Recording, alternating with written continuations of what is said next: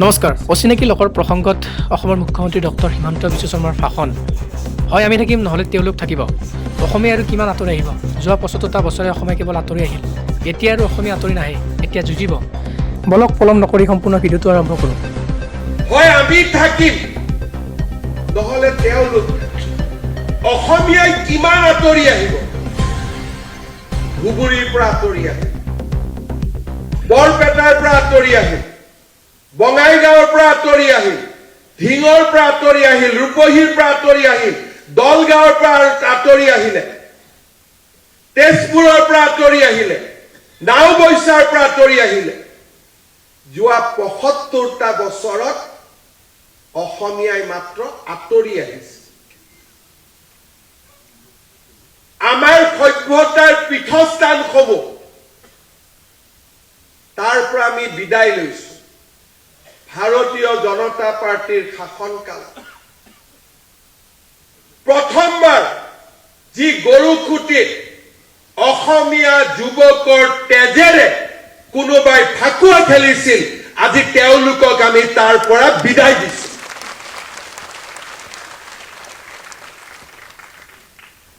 এই সফলতা হয়তো বহুত ডাঙৰ সফলতা নহব পাৰে, কিন্তু অসমীয়াই যে যুঁজিব পাৰে,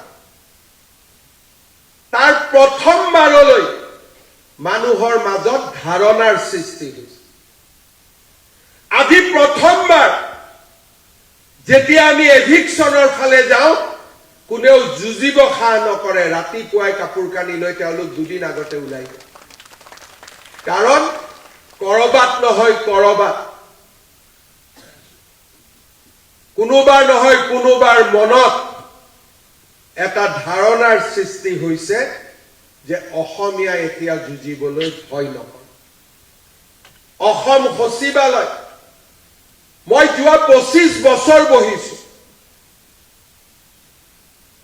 ২০১৪ চনলৈকে দিনত কমচে কম ৫,০০০ মানুহ আহিছিলে এই অচিনাকি লোকসকল। আজি অসম সচিবালয় ৰুমে ৰুমে ঘূৰক, এজনো অচিনাকি মানুহ অতিথি হৈও অহা দেখা নাপাব। আজি কৰবাত বৰাকত বঙালী হিন্দু, অসমত অসমীয়া আৰু আন জাতি সত্তাসমূহে কৰবাত যেতিয়া নিৰাপত্তা অনুভৱ কৰে, তেওঁলোকৰ বাবে এটা ঠিকনা এটা আছে, এটা আশ্ৰয় আছে। সভ্যতাৰ যুঁজত আটাইতকৈ ডাঙৰ ক্ষতি কোনে কৰে? যেতিয়া মোগল আৰু ৰাজপুতৰ যুদ্ধ হৈছিল, মোগলে ৰাজপুতক হৰুৱাব পৰা নাছিল। সভ্যতাৰ যুঁজত আটাইতকৈ আমাৰ শত্ৰু আমাৰ ভিতৰতে উৎপন্ন হয়, বাহিৰত উৎপন্ন নহয়। ভাৰতৰ ইতিহাস আমি চাব পাৰোঁ। ভাৰতীয়সকল কেতিয়াও পৰাজিত হোৱা নাছিল, কিন্তু যেতিয়া কোনোবা ৰজাৰ মন্ত্ৰীয়ে ৰজাক যেতিয়া বিদ্ৰোহ কৰিছিলে, কোনোবা যেতিয়া শাসনত থকা উন্নত ব্যক্তি মোগলৰ ওচৰত বিক্ৰী হৈছিলে, তেতিয়াই ভাৰতীয় শাসনৰ অৱসান ঘটিছিল। তেওঁলোকৰ লক্ষ্য কি? তেওঁলোকক অসমখন লাগে। আজি ৪৮টা চিট বিচাৰিছে, কালি ৫০টা বিচাৰিছে। তেওঁলোক দেখা শত্ৰু। কিন্তু আমাৰ মাজৰ এছামে কি বিচাৰিছে?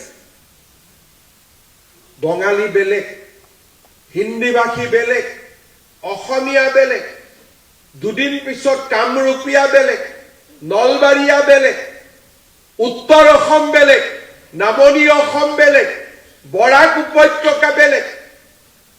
আমি যেতিয়া জাতিটোক ৰামধেনু সদৃশ আমি যুঁজিবৰ কাৰণে প্ৰস্তুত কৰিছো, তেওঁলোক সিমানেই সক্ৰিয় যে কেনেকৈ আমাৰ জাতি সত্তাৰ মাজত সংঘাত সৃষ্টি কৰিব পাৰে,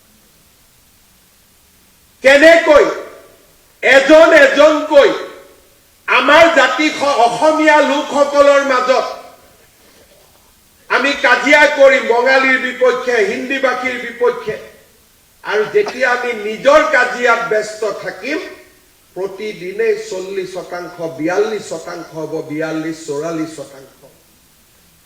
যিসকল মানুহে অসমীয়া বিহাৰী, অসমীয়া বঙালীৰ সংঘাতত ৰাতিৰ ভিতৰতে তৎপৰ হৈ উঠে, কেতিয়াবা তেওঁলোকক অবৈধ বাংলাদেশী মিয়াৰ বিৰুদ্ধে এষাৰ মাত মতাও কোনোবাই দেখিছে নেকি? আজি জাতিটোক ভিতৰৰ পৰা দুৰ্বল কৰা, অসমীয়াৰ আবেগক ব্যৱহাৰ কৰি সভ্যতাৰ যুঁজত আমাক পৰাজিত কৰাৰ নিকৃষ্ট ষড়যন্ত্ৰ চলি